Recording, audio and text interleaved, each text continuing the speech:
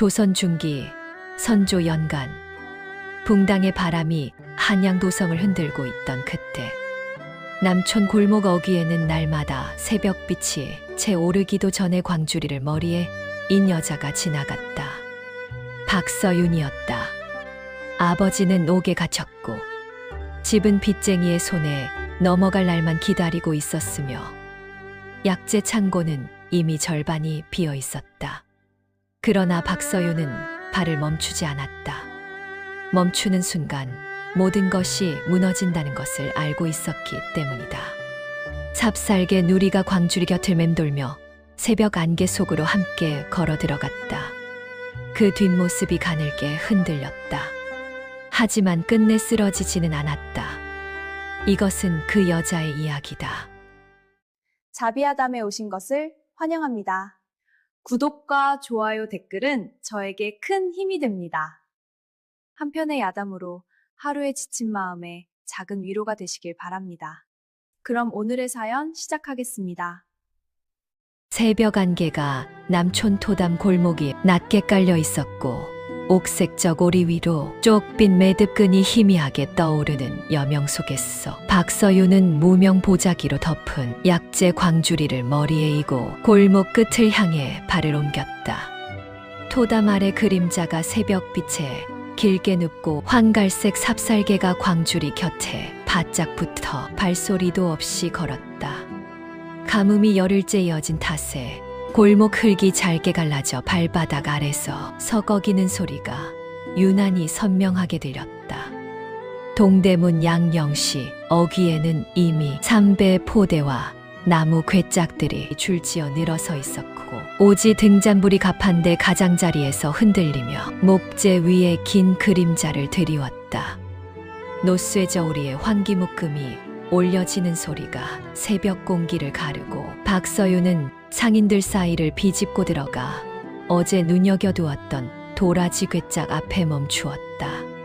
흙먼지 섞인 건조한 공기가 목 안으로 파고들었지만 걸음을 멈출 이유는 없었다. 삼배 차양 아래로 번지기 시작한 회색 여명이 낡은 목기 약합의 테두리를 드러냈고 박서윤은 환기한 묶음의 값을 듣는 순간 손가락 끝이 굳는 것을 느꼈다. 가뭄 탓에 약재값이 지난달보다 2배 가까이 오른 것이었으며 차양이 드리운 그늘이 얼굴 절반을 덮어도 눈빛만은 흔들리지 않았다. 광주리 안의 돈꾸러미를 머릿속으로 다시 세어보았지만 셈은 처음부터 맞지 않았다. 느티나무 굵은 뿌리 옆에서 누리가 낮게 코를 킁거리며 광주리 주위를 한 바퀴 돌았고 새벽 안개가 걷히는 자리에 느티나무 사이로 첫 햇살이 가는 줄기로 내려 꽂혔다. 박서윤은 잠시 멈추어 그 빗줄기가 광주리 위 무명 보자기를 건드리는 것을 바라보았다. 누리의 짧은 그림자가 광주리 그림자 위에 겹쳐졌고 두 그림자는 잠깐 하나처럼 보였다.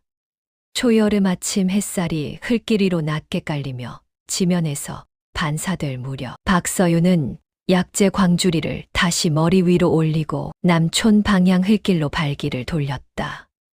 무명 보자기 아래 약재는 어제보다 줄어 있었고 돈꾸러미는 생각보다 가벼웠으며 등 뒤로 짧게 눕힌 그림자만이 묵묵히 따라왔다. 흙길 위에 찍힌 발자국이 아침 햇살 속에서 선명하게 남았다. 아침 햇살이 가뭄으로 잘게 갈라진 마당 흙바닥 위에 비스듬히 내려앉았고 박서윤은 약재 광주리를 처마 밑 그늘에 내려놓으며 장독대 쪽으로 눈길을 주었다. 장독 뚜껑 위에 먼지가 켜켜이 앉아 있었고 우물 두레박은 어제 그 자리에 그대로 걸려 있었으며 마당 안쪽 그늘에서는 누리가 코를 땅에 박고 웅크려 있었다. 처마 그림자가 마당을 반쯤 갈라놓은 사이로 아무 소리도 없었다.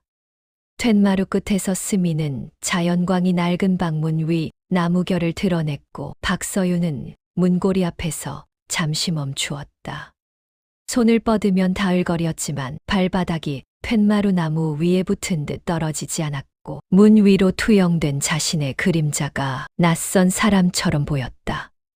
아버지가 이 문을 열고 나오던 소리가 귓가에 남아 있었지만 그것은 이제 기억 안에서만 존재하는 소리였다. 창호지 문으로 여과된 아침 햇살이 방 안서안 위 먹벼루를 비추었고 박서윤은 문을 반쯤 열고 선 채로 접힌 이부자리와 빈 약합을 바라보았다. 먹벼루 위에는 먹을 갈다. 멈춘 흔적이 굳어 있었고 서안 위 빈 공간이 방 전체를 비어 있는 것처럼 느끼게 만들었다. 박서윤은 손가락으로 문틀을 짚은 채 눈을 한번 내리감았다. 저녁 무렵 아궁 이불이 살아나면서 주황빛이 부엌 벽 위로 넓게 번졌고 박서윤은 오지 솥뚜껑을 여러 김을 걷어내며 나무 소반 위에 노쇠 밥그릇을 올렸다. 아궁이 열기가 등 뒤로 달라붙었고 흔들리는 불빛 속에서 벽에 투영된 그림자도 함께 일렁였다. 부엌 안은 오래전부터 둘이 함께 움직이던 공간이었지만 오늘은 발소리가 하나뿐이었다. 유기 등잔불이 깜빡이며 소반이 노쇠 밥그릇 2개를 비추었고 박서윤은 아버지 자리에 빈 밥그릇을 한동안 내려다보다가 천천히 수저를 들었다. 밥그릇 그림자가 바닥 위에 둥글게 놓였고 등잔 불꽃이 흔들릴 때마다 그 그림자도 조용히 흔들렸다. 박서윤은 첫 술을 입에 가져가면서 목 안쪽에 걸리는 것을 느꼈지만 수저를 내려놓지 않았다. 이른 아침 대문 틈으로 가는 햇살이 마당 바닥 위에 선명한 핏줄기를 그어 놓았고 박서윤은 바깥에서 들려오는 발소리에 멈추었던 손을 다시 움직여 대문 쪽으로 걸어갔다. 누리가 먼저 대문 앞에 서서 낮게 으르렁거렸고 빗줄기 위로 발소리 그림자가 문 아래로 길게 미끄러져 들어왔다. 골목이 아직 고요한 시간이었는데 그 고요함이 도리어 등줄기를 긴장시켰다. 대문을 열자 무명직 영포를 입은 하인이 두루마리 문서를 앞으로 내밀었고 박서윤은 그 손끝과 문지방 사이를 눈으로 재며 받아들지 않았다. 하인의 그림자가 대문 위를 넘어 마당 안쪽까지 뻗어 들어왔고 골목 아침 반사광이 두루마리 종이 위에 하얗게 번졌다. 먼지 섞인 건조한 공기가 입안으로 들어왔지만 박서윤은 시선을 내리깔지 않았다. 골목 토담 끝에서 중인 두루마기에 가죽 허리띠를 두른 최판술이 천천히 모습을 드러냈고 역광을 등에 지고 걷는 탓에 얼굴보다 그림자가 먼저 박서윤에게 닿았다. 그림자는 골목바닥 위를 길게 타고 넘어와 박서윤의 발 앞에 멈추었고 최판술은 입꼬리를 가볍게 올리며 대문 앞 문지방 위를 내려다보았다. 박서윤은 두 발을 문지방 안쪽에 고정한 채 물러서지 않았다. 아침 햇살이 강해지며 토담 위에서 두 사람의 그림자가 어지럽게 교차하였고 최판술은 문서 안에 기재된 비지액수를 낳고 또렷한 목소리로 읊조렸다. 토담 반사광이 얼굴 아래쪽을 환하게 밝혔지만 눈 위쪽은 여전히 그늘 안에 있었고 박서윤은 그 눈을 정면으로 바라보았다. 문서 속 숫자가 귓속에서 천천히 가라앉는 동안 손끝이 치마 자락을 쥐었다. 최판술이 골목 안쪽으로 발길을 돌린 뒤에도 그 가죽 허리띠, 장식 소리가 골목 끝까지 울렸고 박서윤은 나무 대문에 등을 기댄 채 마당을 바라보았다. 장독대 위에 아침 햇살이 내려앉아 먼지 낀 독뚜껑을 비추었고 마당 바닥에는 박서윤의 그림자만 납작하게 남아 있었다. 누리가 다가와 발등 위에 턱을 얹었고 박서윤은 손을 내려 누리의 목덜미를 천천히 쓸어내렸다. 강한 햇볕이 동대문 양영시 3배 차양 위로 내리꽂히며 차양 아래 그림자와 바깥빛이 날카롭게 교차하였고 박서윤은 약재광주리를 옆에 끼고 단골들의 가판대를 하나씩 돌기 시작하였다.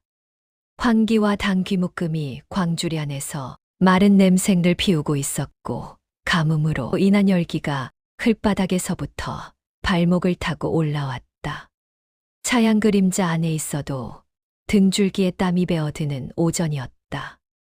무명두루마기를 입은 단골 약재상은 박서윤의 광주리를 흘끗 보고는 고개를 돌리며 노쇠 저울 위 다른 약재를 만지작거렸고 직사광이 판매대 위로 쏟아지면서 그 외면하는 얼굴에 그늘이 졌다.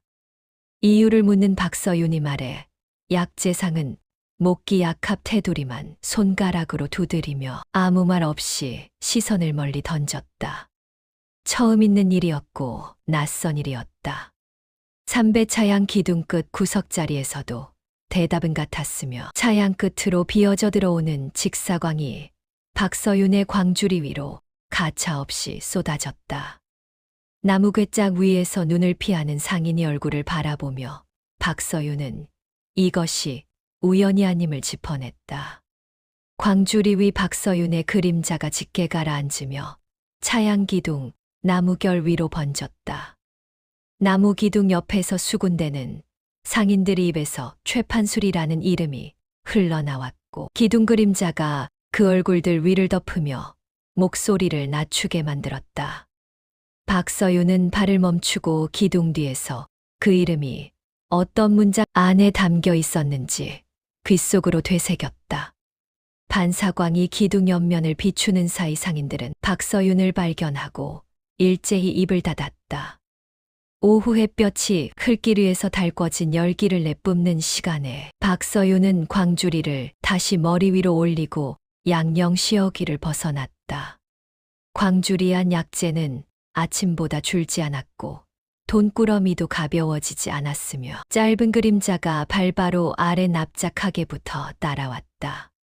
박서윤은 눈을 가늘게 뜨고 흘길 앞을 바라보며 걸음을 늦추지 않았다. 오후 햇볕이 토담 위에서 반사되며 골목 바닥 절반을 태우고 나머지 절반은 토담 그림자 안에 잠겨 있었고 박서윤은 약재광주리를 이고 그 경계선 위를 걸으며 저녁상을 어떻게 차릴지를 생각하고 있었다. 누리가 앞서 달리다 갑자기 멈추어 골목 끝을 향해 귀를 세웠고 박서윤도 발을 멈추었다. 낯선 발소리가 토담 끝에서부터 이쪽으로 가까워지고 있었다.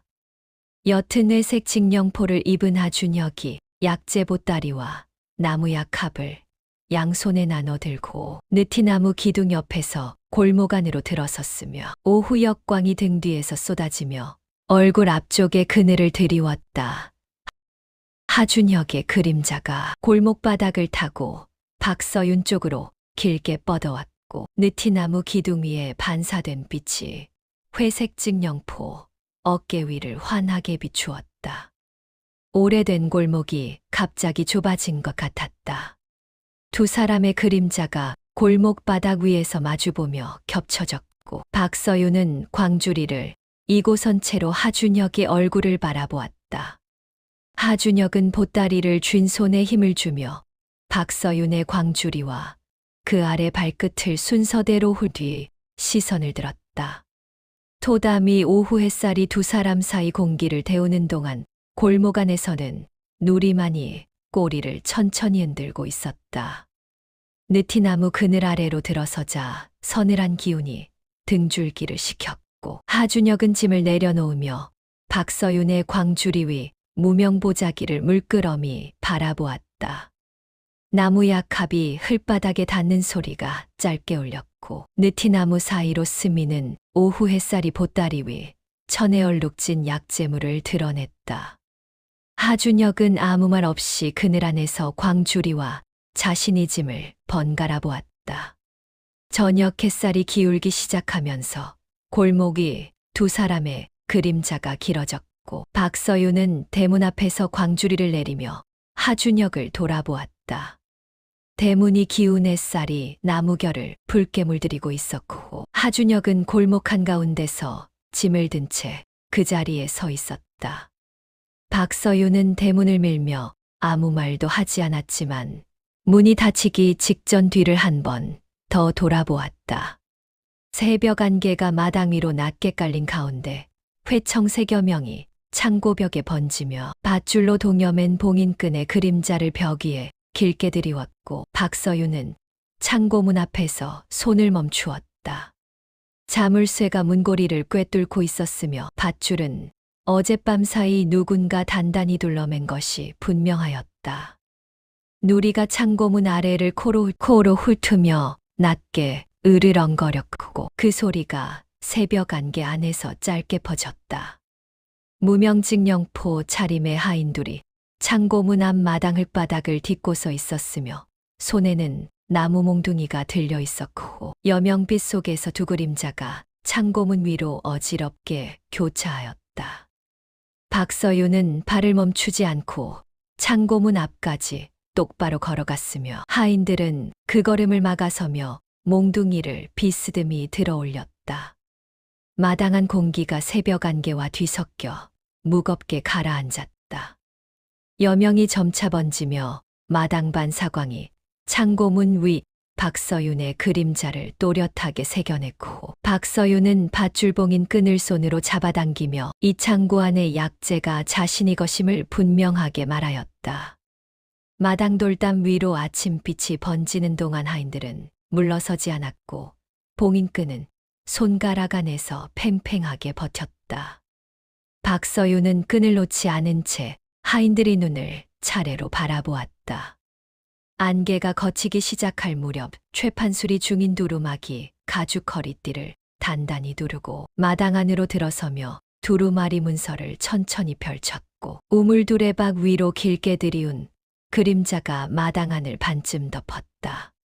장독대위 반사광이 문서의 흰면을 환하게 비추었고 최판술은 빚 원금과 이자의 합산 금액을 nak고 분명한 목소리로 읊은 뒤 창고봉인이 합당한 절차임을 천천히 설명하였다. 박서윤은 그 문서와 최판술의 얼굴을 번갈아 보며 입술을 다물었다. 아침 햇살이 마당 위로 낮게 올라오면서 봉인된 창고문 위의 밧줄 그림자가 선명해졌고 최판술과 하인들이 대문 밖으로 사라진 뒤 마당에는 박서윤만 남았다. 가늘고 긴 그림자가 흙바닥 위에 혼자 서 있었으며 장독대와 우물은 여전히 그 자리에 있었지만 창고문은 굳게 닫힌 채였다. 박서윤은 봉인된 문 앞에서 서서 마당 바닥에 자신의 그림자를 내려다보다가 천천히 고개를 들었다. 유기등잔의 주황빛 불꽃이 서한 위를 흔들리며 비추었고 박서윤은 약재장부의 숫자들을 손가락으로 짚어가며 남은 약재와 빚 원금 사이의 간격을 좁히려 애썼다.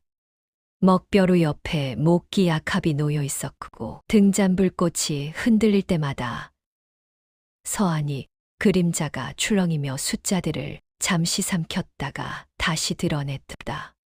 초여름밤 무더위가 안방 안에 고여 있었고 창호지문 너머로는 아무 소리도 들리지 않았다. 누리가 안방문 쪽에서 갑자기 몸을 일으키더니 대문 방향을 향해 났고 격렬하게 짖기 시작하였고 등잔 불꽃이 그 진동에 흔들리며 툇마루 나무결 위로 누리의 그림자를 길고 날카롭게 뻗어냈다. 박서윤은 장부에서 손을 떼고 귀를 세웠지만 대문 너머에서는 발소리도 바람 소리도 들려오지 않았다.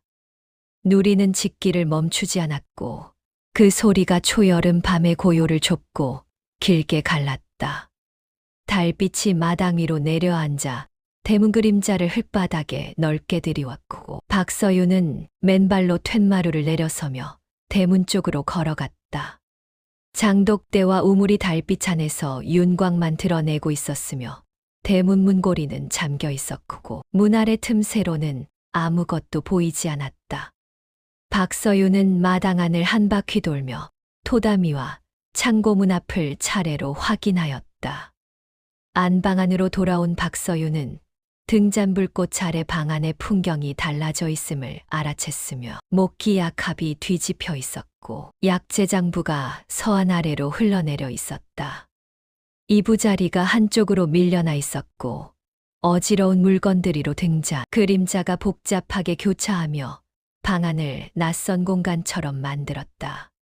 박서윤은 뒤집힌 목기 약합을 손으로 바로 세우며 방 안 공기가 자신이 마당에 나가 있는 사이 누군가 숨을 내쉰 것 같은 느낌을 받았다. 흩어진 장부를 한 장 한 장 모아 품에 안은 박서윤은 서안 앞으로 다시 앉아 작아진 등잔불꽃 앞에 장부를 펼쳤고 벽 위로 투영된 자신의 그림자가 크고 짙게 드리웠다. 누리가 곁으로 와서 무릎 위에 머리를 얹었고 등잔불꽃은 기름이 줄어드는 만큼 조용히 낮아지고 있었다. 박서윤은 장부의 마지막 페이지를 손바닥으로 천천히 펼치며 눈을 들지 않았다.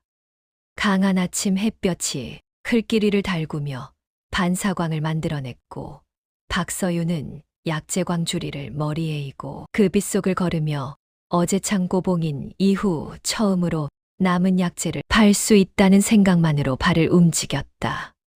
무명보자기 아래 환기와 당귀 묶음이 흔들렸고 가뭄으로 딱딱하게 굳은 흙길이 발바닥 아래서 단단하게 버텼다.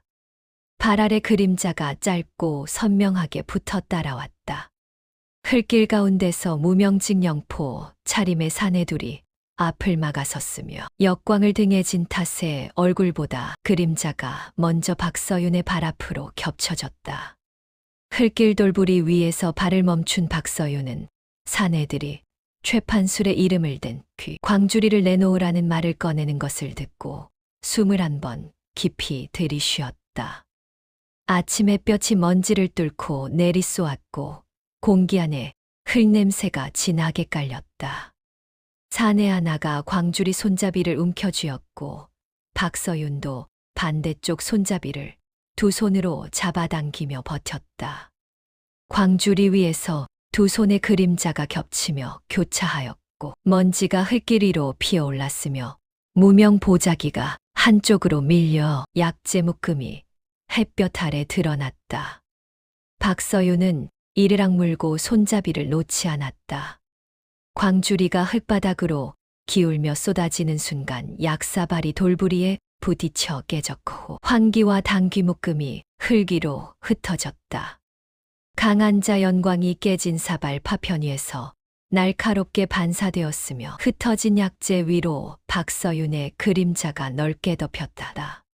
사내들이 광주리만 집어들고 흙길 위를 걸어 사라지는 동안 파편이 반사광만 남아 눈부시게 빛났다. 강한 햇볕이 등과 어깨 위로 쏟아지는 가운데 박서윤은 흙바닥 위에 주저앉아 흩어진 약재를 한 줌씩 쥐어 모으기 시작하였다. 깨진 사발 파편이 손가락 옆에 닿았고 흙이 섞인 황기 묶음이 손바닥 안으로 들어왔다. 웅크린 박서윤의 그림자가 흙바닥 위에 짧고 둥글게 놓였으며 눈에서 흘러내린 것이 흙 위에 작고 어두운 점을 만들었고 박서윤은 그것이 땀인지 확인하지 않았다. 강한 햇볕이 관아담장 위에서 반사되며 옥문 앞 흙길을 하얗게 달구었고 박서윤은 철제자물쇠가 잠긴 나무 옥문 앞 돌기둥 옆에 서서 담장 그림자가 흙길 위에 드리운 경계선을 발끝으로 밟았다. 아버지가 저 문 안쪽 어딘가에 있다는 사실을 아는데도 문은 철제고리와 자물쇠로 단단히 닫혀 있었고 바람 한 점 없는 초여름 난지 열기가 담장도리에 아지랑이를 피워 올렸다. 누리는 이날 집에 두고 왔는데 그 결정이 지금 이 순간 자신을 더 작게 만드는 것 같았다. 무명포 위의 관복을 입은 옥조리 창을 비스듬히 들어올리며 박서윤의 앞을 막았고 그 창 그림자가 옥문나무결 위를 대각선으로 가르며 떨어졌다. 박서윤은 아버지의 이름과 면회청을 또렷하게 말하였으나 옥졸은 시선을 정면에 고정한 채 자물쇠 너머로 허가 없이는 들여보낼 수 없다는 말을 짧게 내뱉었다. 철제 자물쇠가 햇볕 안에서 무겁게 빛났다. 박서윤은 옥문 옆 돌기둥에 손을 짚고 귀를 기울였으며 담장 안쪽에서 물 흐르는 소리와 목기가 부딪히는 소리가 아주 희미하게 들려왔다. 담장 그늘 경계가 박서윤의 얼굴을 반절 덮었고 그늘 안쪽 피부와 햇볕 아래 피부 사이에서 열기의 차이가 선명하게 느껴졌다. 돌기둥 위에 손바닥을 댄 채 박서윤은 아버지가 이 안에서 어떤 소리를 듣고 있을지 생각하였다. 관아아리가 두루마리 문서를 한 손에 들고 마당돌 바닥 위로 나왔으며 강한 직사광이 문서 위를 비추는 가운데 박서윤에게 억울함을 소명하려면 증거 문서와 보증인이 있어야 한다는 말을 빠르게 늘어놓았다. 하리의 그림자가 박서윤 앞으로 길게 들이웠고 마당돌 바닥 위로 열기가 아지랑이로 피어올랐다. 박서윤은 지금 가진 것이 아무것도 없다는 말 대신 알겠다는 말을 하였다. 오후 햇살이 기울기 시작하며 옥문 앞 흙길 위에서 박서윤의 그림자를 길고 가늘게 잡아내렸고 박서윤은 옥문을 등지고 돌아서서 흙길 위에 자신의 그림자가 앞으로 뻗어나가는 것을 내려다보았다. 담장반 사광이 등 뒤에서 흘러내렸고 옥문이 나무결 위에는 여전히 창 그림자가 비스듬히 누워 있었다. 박서윤은 그림자가 가리키는 방향으로 발을 내디뎠다. 기우는 햇살이 느티나무 사이를 비집고 내려와 굵은 뿌리 위에 앉은 박서윤이 녹색 저고리 어깨 위를 건드렸고 느티나무 그늘이 그 위로 천천히 덮여들었다. 약재 광주리가 뿌리 옆에 놓여 있었고 광주리 안은 오늘도 어제만큼 비지 않았다. 관아옥문과 최판술의 문서와 깨진 약사발이 차례로 머릿속을 지나갔고 느티나무 뿌리의 서늘한 감촉이 손바닥 안에서 느껴졌다. 회색 직령포를 입은 하준혁이 약재 보따리를 한 손에 들고 골목 반사광 속에서 느티나무 쪽으로 걸어오는 것이 보였고 저녁 햇살이 등 뒤에서 그림자를 앞으로 밀어냈다. 하준혁이 그림자가 박서윤의 그림자와 가까워지며 느티나무 뿌리 위에서 겹쳐지려 하였고 골목 클바닥에서 발소리가 천천히 줄어들었다. 하준혁은 말없이 뿌리 위 빈자리에 보따리를 내려놓았다. 느티나무 사이 마지막 햇살이 두 사람 사이 공기를 가늘게 비추었고 하준혁은 뿌리 위에 나란히 앉아 박서윤의 광주리와 그 안의 약재를 한동안 바라보았다. 두 그림자가 뿌리 위에서 겹쳐지며 하나처럼 보이는 순간이 있었다. 박서윤은 고개를 들지 않았고 하준혁도 먼저 말을 꺼내지 않았으며 저녁 서늘한 공기가 두 사람 사이를 조용히 채웠다.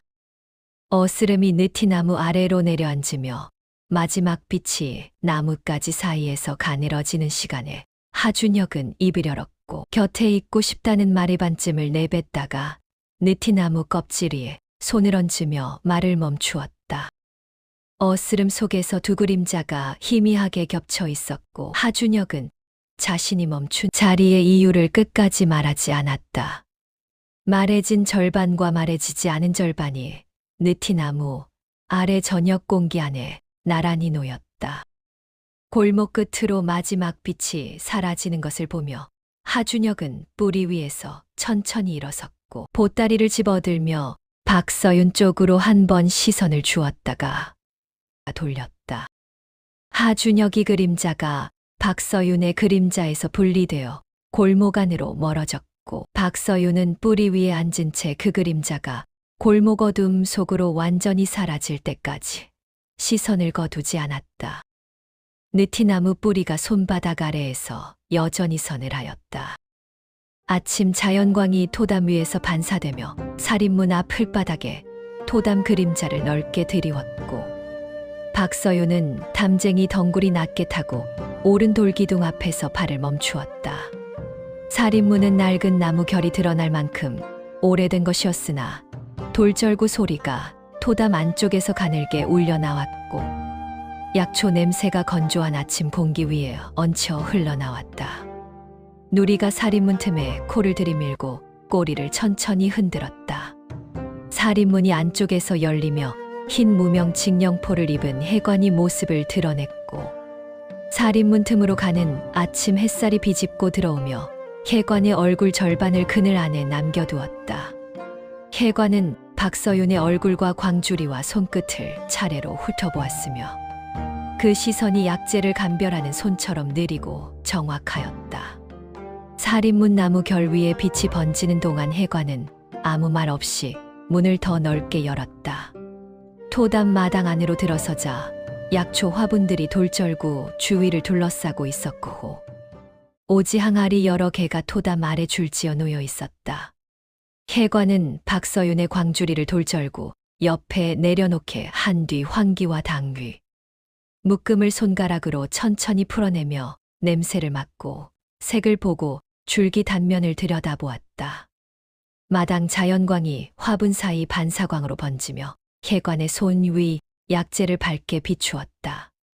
혜관의 방 안서안 앞에 나란히 앉자 유기 등잔과 창호지를 통과한 자연광이 겹쳐지며 약재 표본 위에 따뜻하고 고른 빛을 만들었고 혜관은 진짜 황기와 가짜 황기를 나란히 놓으며 단면의 결 방향과 향의 깊이를 설명하기 시작하였다. 약재 표본 위로 등잔 그림자가 길게 드리웠고 혜관의 목소리는 낮고 일정하였으며 오래 담아두었던 것을 처음 꺼내는 사람의 속도로 흘러나왔다. 먹벼루 옆에 목기 약합이 놓인 서안이 오래전 어이를 꿈꾸던 사람의 흔적처럼 보였다. 창호지 여과 햇살이 서안 위를 부드럽게 덮는 가운데 박서윤은 혜관이 건네는 약재 표본을 손 안에 쥐고 손가락으로 결을 따라 쓸어내렸다. 손가락 그림자가 약재 위에 섬세하게 드리웠고 황기의 섬유 결과 가짜 약재의 매끄러운 단면 차이가 손바닥 안에서 선명하게 전해졌다. 박서윤은 눈을 감고 손끝에만 집중하였으며 그 집중 안에서 무언가 단단한 것이 손바닥 위에서 형태를 갖추기 시작하였다. 새벽 안개가 산자락 오르막 흙길 위를 낮게 덮은 가운데 회청색 여명이 억새 줄기 위에 번지기 시작하였고 박서윤은 빈 약재 광주리를 옆구리에 끼고 누리가 앞서 달려가는 방향을 따라 발을 옮겼다. 누리는 평소 골목을 벗어나지 않았는데 이날 새벽만은 산자락 쪽으로 고집스럽게 방향을 잡았고 오르막 흙길 위에 두 그림자가 여명빛 속에서 앞뒤로 나란히 놓였다. 안개 속 공기가 서늘하고 습하여 가뭄 열기가 잠시 잊혀졌다. 누리가 산자락 바위 틈 앞에서 걸음을 멈추고 앞발로 땅을 긁으며 코를 낮게 들이밀었고 바위 그림자가 이끼와 낙엽 위를 넓게 덮으며 박서윤의 발끝까지 닿았다. 바위 옆면에서 여명 반사광이 희미하게 번졌고 습한 이끼 냄새가 안개와 뒤섞여 코 안으로 밀려들었다. 박서윤은 바위 틈 앞에 무릎을 꿇고 누리가 긁은 자리를 손으로 쓸어내렸다. 바위 틈 안쪽 깊은 그늘 속에서 여명 빛이 가는 줄기로 비집고 들어오며 뿌리 하나를 드러냈고 박서윤은 그 색과 형태를 눈으로 따라가다 숨을 멈추었다. 이끼 위에 놓인 뿌리의 단면, 결이 혜관의 서안에서 손끝으로 익혔던 감촉과 정확히 겹쳐졌으며 오래된 바위 틈 안에서 오래 자란 것임을 나이테처럼 새겨진 주름이 말해주고 있었다. 빗줄기와 그늘이 교차하는 경계 위에서 약재는 조용히 기다리고 있었다. 안개가 서서히 걷히며 여명이 번지는 가운데 박서윤은 손끝으로 뿌리 주변 흙을 조심스럽게 파내기 시작하였고 손가락 마디에 흙이 끼어들었다. 이끼 위로 약재 뿌리 그림자가 드리웠고 박서윤은 뿌리가 끊어지지 않도록 손 전체로 흙을 감싸가며 천천히 당겼다. 손바닥 안으로 들어온 뿌리의 무게가 작고 단단하였다. 아침 햇살이 남촌 지붕 위로 올라오기 시작할 무렵 박서윤은 약재를 광주리에 담고 바위 위에 서서 산자락 아래 남촌 전경을 내려다보았다. 기와지붕들이 아침 반사광 안에서 윤곽을 드러냈고 박서윤의 그림자가 바위 아래로 길게 뻗어 내려갔다. 누리가 옆에 앉아 같은 방향을 바라보았으며 광주리 안에서 약재 냄새가 아침 공기 위로 가늘게 피어올랐다. 토담 마당 자연광이 돌절구 위에 내려앉으며 약재 표면의 결을 드러냈고 박서윤은 산자락에서 캐온 뿌리를 돌절구 옆에 펼쳐놓고 혜관에게 배운 방식대로 단면을 살피며 손질하기 시작하였다. 오지 항아리 위에서 토담 반사광이 부드럽게 번졌고 약초 화분들이 늘어선 마당 안에는 건조한 바깥 공기와 다른 습하고 서늘한 기운이 담겨 있었다. 돌절구 그림자가 흙바닥 위에 짧고 둥글게 자리를 지키고 있었다. 강한 아침 햇볕이 골목을 달구는 시간에 무명직령포. 차림의 하인 둘이 해관의 토담 사리문 앞 골목을 왔다 갔다 하였고 그 그림자가 토담 위를 넘어 마당 안쪽까지 흘러들었다. 박서윤은 돌절구 옆에서 그 그림자를 눈으로 추적하였으며 누리가 토담 쪽을 향해 귀를 세웠다. 하인들이 서성이는 방향이 박서윤의 집 쪽이 아니라 이 토담을 향하고 있다는 것을 발이 먼저 알아챘다.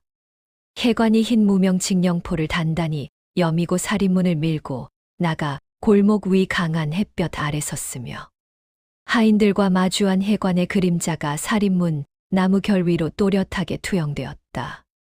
하인들이 최판술의 이름을 앞세워 해관에게 박서윤과의 관계를 끊으라는 말을 전달하는 동안 해관은 돌기둥 옆에 서서 두 발을 움직이지 않았다. 토담 반사광이 해관의 흰 직령포 위를 환하게 비추었고 그 빛 안에서 해관은 더 작아 보이지 않았다. 해관이 방 안으로 돌아와 서안 앞에 앉으며 유기 등잔을 당겨 불을 돋우었고 창호지 여과 빛과 등잔빛이 겹치며 서안 위 두 사람의 그림자를 하나로 합쳤다. 해관은 최판술이 양령시에 유통하는 약재 가운데 가짜와 진짜를 섞어 이익을 취하는 방식이 있으며 그 증거가 약재 단면의 결방향과 향의 차이로 드러남을 박서윤의 손 위에 표본을 올려놓으며 천천히 설명하였다. 목기 약합한 표본들이 등잔빛 아래 차례로 모습을 드러냈고 박서윤은 손끝으로 결을 짚으며 고개를 끄덕였다. 낮 햇볕이 토담 위를 달구는 시간에 해관은 사리문 앞에서 박서윤의 광주리가 골목 끝으로 멀어지는 것을 바라보았고 담쟁이 덩굴이 사리문 위를 덮은 그늘 안에 오래 서 있었다. 토담 반사광이 흰 직령포 어깨 위에 내려앉았고 골목이 다시 고요해진 뒤에도 해관은 사리문 손잡이에서 손을 놓지 않았다. 돌기둥 위에 햇볕이 쌓이는 동안 해관의 눈은 골목 끝을 향한 채였다. 초여름 밤 유기 등잔 주황빛이 의원방 서안 위를 흔들리며 비추었고 하준혁은 낮 동안 의원 보조 일을 마치고 남은 두루마리 문서들을 하나씩 펼쳐 최판술의 이름이 기재된 걸에 흔적을 찾아가고 있었다.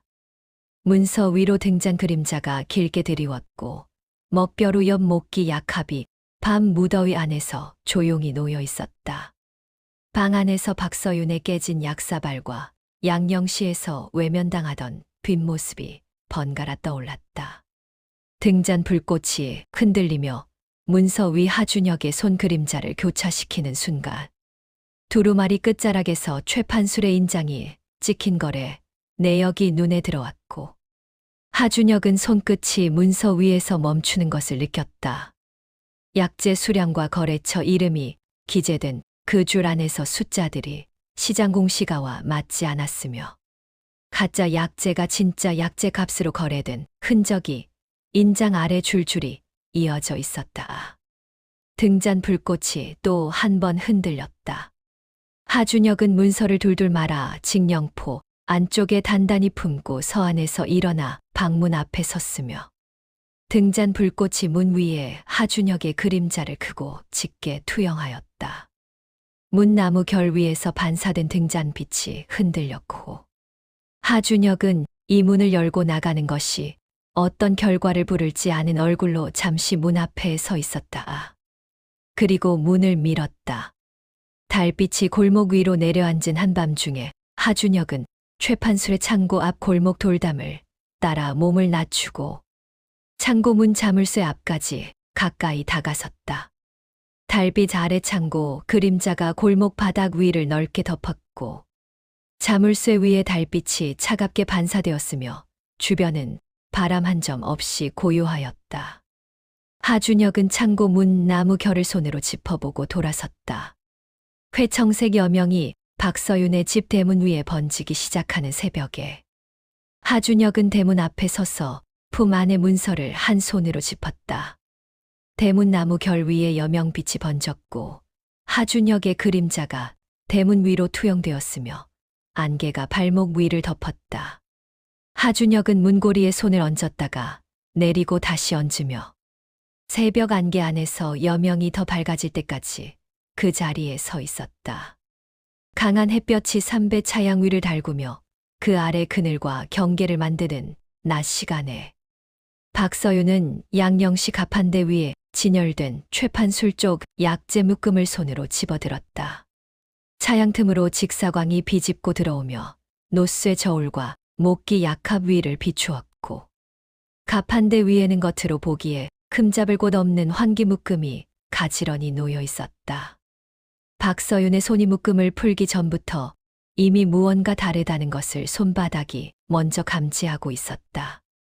차양 틈 직사광이 약재 단면 위로 좁게 집중되며 결의 방향을 드러냈고 박서윤은 손끝으로 단면을 가로와 세로 방향으로 번갈아 쓸어내리며 해관의 서안 앞에서 손끝에 새겼던 감촉과 하나씩 대조하였다. 진짜 환기의 섬유결은 세로로 깊게 파이는데 이 단면은 가로로 밀리며 매끄럽게 느껴졌고 손 그림자가 약재 위를 덮는 동안 그 차이가 손바닥 안에서 분명해졌다. 차양 아래 공기가 가뭄 열기와 섞여 무거웠다. 가판대 구석 자리에서 박서윤은 묶음을 다시 내려놓으며 강한 자연광이 가판대 위를 환하게 비추는 가운데 가판대에 나무 결 위에 손을 짚었다.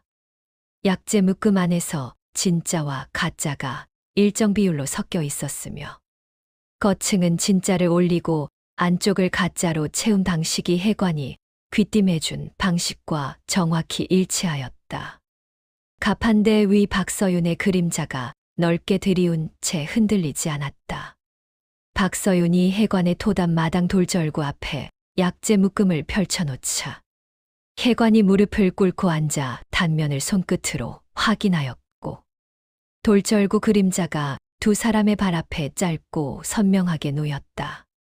오지 항아리 위로 토담 반사광이 번지는 가운데 해관의 손끝이 약재 표본과 가판대 약재를 번갈아 짚으며 결과 향과 단면, 색을 차례로 확인하였다. 마당 안의 약초 냄새와 가짜 약재 냄새가 섞이며 돌절구 위 공기를 무겁게 만들었다. 해관이 고개를 들고 박서윤을 바라보며 분명하다는 말을 짧게 내뱉었고 창호지 여과 자연광과 유기 등잔빛이 겹친 서안 위로 두 사람의 그림자가 하나로 합쳐졌다. 박서윤은 약재 묶음을 천천히 다시 싸며 광주리 손잡이를 두 손으로 쥐었고 손가락에 힘이 들어가는 것을 느꼈다. 서안 위 겹친 그림자 안에서 박서윤의 눈빛이 처음으로 방향을 가지기 시작하였다. 기우는 저녁 햇살이 느티나무 사이를 비집고 내려와 뿌리 위에 앉은 박서윤의 옥색 저고리 어깨를 건드렸고 광주리는 뿌리 옆에 내려놓은 채 골목 끝을 바라보며 기다리고 있었다. 누리가 뿌리 위에 턱을 얹고 눈만 골목 쪽으로 향하였으며 느티나무 그늘이 점점 넓어지며 박서윤의 무릎 위까지 덮어들었다. 선선한 저녁 바람이 치마 자락을 가볍게 건드리고 지나갔다. 회색 직령포 옷깃이 흐트러진 하준혁이 문서 두루마리를 품에 안고 골목 반사광 속에서 느티나무 기둥 쪽으로 급히 걸어왔으며 그 그림자가 박서윤의 그림자를 향해 빠르게 가까워졌다. 하준혁의 발소리가 클바닥 위에서 평소보다 무겁고 빠르게 울렸고 느티나무 기둥을 지나치는 순간 저녁 햇살이 흐트러진 옷깃 위를 비추었다. 박서윤은 그 발소리를 듣는 순간 자리에서 일어났다. 느티나무 사이 마지막 햇살이 뿌리 위를 가늘게 비추는 가운데 하준혁이 두루마리를 펼쳐 박서윤 앞에 내밀었고 두 사람의 그림자가 뿌리 위에서 겹쳐졌다. 문서 위에는 최판술의 인장과 아버지의 이름이 나란히 적혀 있었으며 아버지를 죄인으로 만든 거래 내역이 최판술의 사주로 조작된 흔적이 줄과 줄 사이에 선명하게 남아 있었다. 하준혁은 문서를 짚은 손끝을 움직이지 않았다. 어스름이 느티나무 아래로 내려앉으며 문서 위 마지막 빛이 가늘어지는 가운데 박서윤은 조작된 줄들을 손끝으로 하나씩 짚어가다 멈추었다. 어스름 속에서 박서윤의 그림자가 희미해졌고 손끝이 문서 위에서 떨리는 것을 박서윤 스스로 느꼈으며 오래 참아온 것이 눈 아래쪽에서 뜨겁게 번졌다. 박서윤은 고개를 숙인 채 문서 위로 그것이 떨어지지 않도록 눈을 꽉 감았다. 골목 끝 마지막 빛이 어스름 속으로 완전히 사라지기 직전.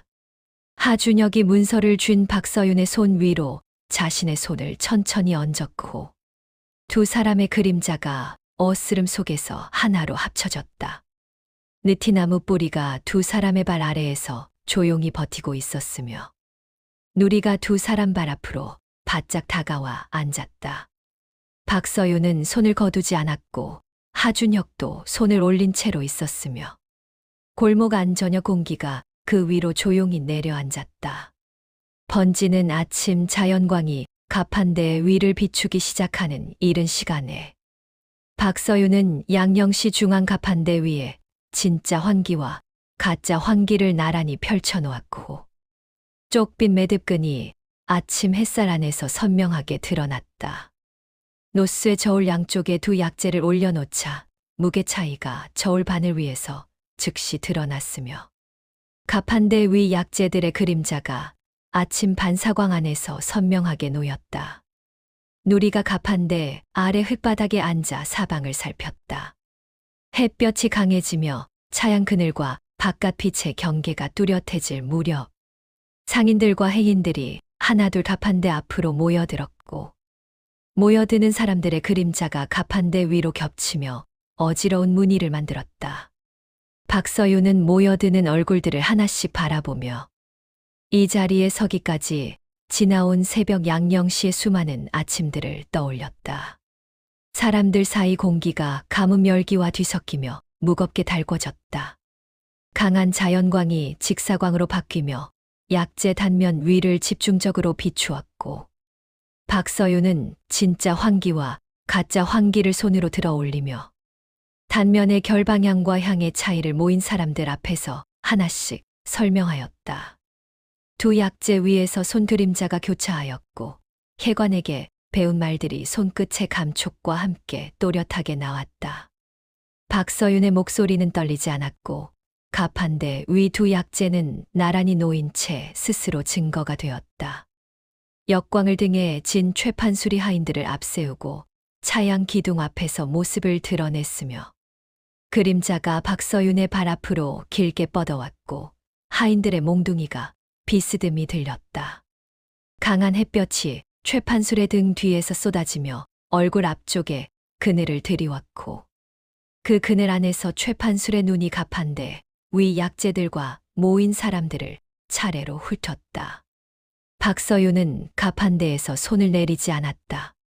혜관이 흰 무명 직령포를 입고 군중 사이에서 걸어 나와 박서윤의 왼쪽에 섰고 하준혁이 문서 두루마리를 두 손으로 들고 오른쪽에 나란히 섰다. 세 사람의 그림자가 가판대 위에서 나란히 놓였으며 강한 자연광이 셋 위에 고르게 내려앉았다. 최판술의 그림자가 가판대 앞에서 잠시 흔들리더니 더 이상 앞으로 나아오지 않았다.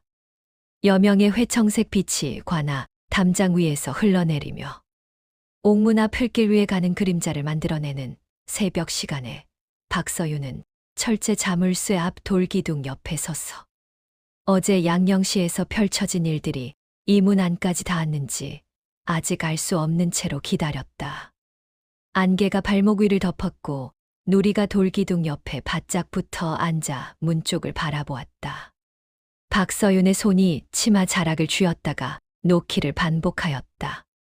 관아하리가 두루마기를 여미고 옥문 앞으로 나와 열쇠를 꺼내 철제 자물쇠에 꽂았고 여명빛이 열쇠 위에서 희미하게 반사되며 자물쇠가 풀리는 소리가 새벽 안개 안에 짧고 선명하게 울렸다.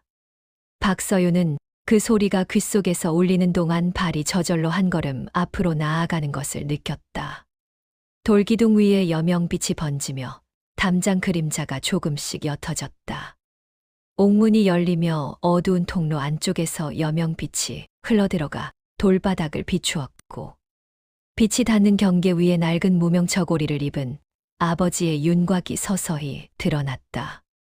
박서윤은 열린 문 앞에서 그 윤곽을 바라보며 숨이 목 안에서 잠시 멈추는 것을 느꼈고, 여명빛 안에서 아버지의 얼굴이 그늘과 빛의 경계 위에 놓여 있었다. 문나무 결 위에 번진 빛이 흔들리지 않고 고요하였다. 여명빛이 돌바닥 통로를 비추는 가운데 박서윤이 옥문 안쪽으로 달려갔고, 그 그림자가 돌바닥 위에서 길고 빠르게 뻗어나갔다. 서늘한 옥 안쪽 공기가 한꺼번에 몸을 감쌌으며 돌바닥 위 발소리가 통로 안에서 짧게 울렸다. 박서윤은 달리면서 아버지의 이름을 부르지 않았고, 그 이름은 목 안에서 소리가 되지 못한 채 머물렀다. 아침 햇살이 오르기 시작하며 옥문 앞 흙길 위를 비추는 가운데 박서윤과 아버지가 열린 문 앞에 마주섰고, 두 사람의 그림자가 새벽 흙길 위에 나란히 놓였다. 안개가 걷히기 시작하였고, 아버지의 낡은 무명 저고리 위로 아침 햇살이 처음 내려앉았다. 박서윤은 아버지의 손을 두 손으로 잡았으며 흙길 위에서 두 그림자가 겹쳐지지 않고 나란히 서 있는 것이 그 어떤 말보다 선명하였다. 강한 자연광이 최판술의 창고 문 위로 직사광으로 쏟아지는 낮 시간에 관아 포졸들이 창을 나란히 들고 창고 앞 골목에 도열하였고, 포졸들의 그림자가 창고 문 위에 나란히 들이우며 문 위 자물쇠를 덮었다. 박서윤은 골목 어귀에서 아버지의 손을 잡은 채 그 장면을 바라보았으며, 누리가 두 사람 발 앞에서 꼬리를 흔들지 않고 조용히 앉아 있었다. 양령시에서 시작된 일이 이 골목까지 닿는데 하루가 걸렸다. 포졸들이 최판술의 팔을 잡고 문서 두루마리를 손에서 빼내는 순간, 가죽 허리띠 장식이 햇볕 안에서 빛을 잃으며 마당 반사광 속으로 가라앉았고, 최판술의 그림자가 마당 바닥 위에서 줄어들며 납작해졌다. 며칠 전까지 박서윤의 대문 앞 골목을 길게 가르던 그 그림자가 지금은 포졸들의 그림자 아래 덮여 있었다. 빼앗긴 문서 두루마리가 포졸의 손 안에서 단단히 말려 있었다. 박서윤의 약재 창고 문 앞에서 봉인 밧줄이 끊어지며 창고 문이 열렸고, 오래 닫혀있던 문 안쪽으로 낮 햇살이 한꺼번에 흘러들어가며 약재 묶음과 오지 항아리를 비추었다. 창고문 그림자가 마당 위에서 사라지며 마당 전체가 밝아졌고, 박서윤은 창고문 안으로 들어가 약재 묶음을 손으로 한 번 쓸어내렸다. 약재들이 제자리에 있었다. 골목 흙바닥 위에서 최판술이 포졸들에게 양팔을 잡혀 걸어갈 때 두루마기 옷깃이 흐트러지며 가죽 허리띠가 옆으로 밀렸고, 그 그림자가 골목 바닥 위에서 흔들리며 어지럽게 움직였다. 박서윤은 창고 문 앞 마당에서 그 그림자가 골목 끝으로 사라지는 것을 바라보았으며, 최판술이 골목을 돌아가는 순간 가죽 허리띠 장식 소리가 마지막으로 한 번 울리고 끊겼다. 골목이 조용해졌다. 낮 햇볕이 마당 전체를 고르게 비추는 가운데 박서윤은 열린 창고 문 앞 흙바닥 위에 서서 장독대와 우물과 창고 문을 차례로 바라보았다. 박서윤의 그림자가 마당 흙바닥 위에 선명하고 뚜렷하게 놓였으며, 어느 날 새벽 그늘 안에 납작하게 누워있던 그 그림자가 지금은 곧고 분명하였다. 누리가 마당 안으로 들어와 창고 문 앞에서 한 번 크게 짖었다. 새벽 안개가 남촌 토담 골목 위에 낮게 깔려 있었고, 여명의 회청색 빛이 토담 위에서 흘러내리며 무명 보자기 덮인 약재 광주리를 이고 걷는 박서윤의 어깨 위를 건드렸다. 토담 아래 그림자가 길게 눕혀졌으나 이번에는 그 그림자가 하나가 아니었으며 골목 안발소리도 하나가 아니었다. 쪽빛 매듭끈이 여명빛 안에서 처음 이 골목을 나서던 날과 같은 빛깔로 빛났다. 회색 직령포를 입은 하준혁이 약재 보따리를 한 손에 들고 박서윤의 옆에 나란히 걸었으며 여명빛이 두 사람 위에 고르게 번지며 토담 아래 두 그림자를 나란히 만들어냈다. 골목 흙바닥이 아직 새벽 서늘함을 머금고 있었고 가뭄이 끝난 뒤 처음 맞는 새벽 공기는 예전보다 촉촉하였다. 두 그림자는 겹치지 않고 나란히 골목 바닥 위를 미끄러져 나갔다. 누리가 두 사람 앞에서 먼저 달려가며 느티나무 기둥을 돌아 골목 안으로 사라졌다가 다시 돌아와 두 사람 발 앞에서 뱅글 돌았고 여명빛이 느티나무 사이를 비집고 내려오며 누리의 황갈색 털 위에서 빛났다. 누리의 그림자가 두 사람 그림자 앞으로 달려가다 되돌아오기를 반복하였으며 안개가 걷히기 시작하는 느티나무 아래 공기가 약재 냄새와 젖은 흙 냄새로 채워졌다. 박서윤은 느티나무 기둥을 손으로 스치며 지나갔다. 동대문 양령시 어기 오지 등잔부리 가판대 가장자리에서 흔들리는 새벽 시간의 무명 저고리를 입은 아버지가 양령시 앞 느티나무 옆에 서서 이쪽을 바라보고 있었으며 여명빛과 등잔빛이 겹치며 아버지의 얼굴을 부드럽게 비추었다.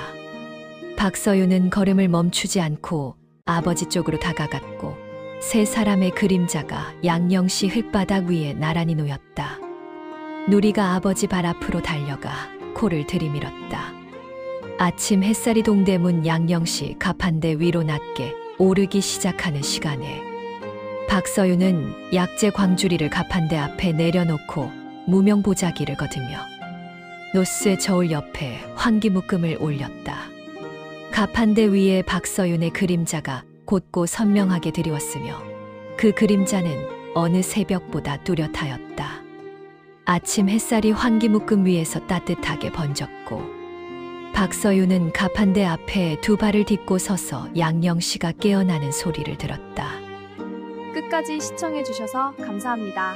다음에 또 만나요.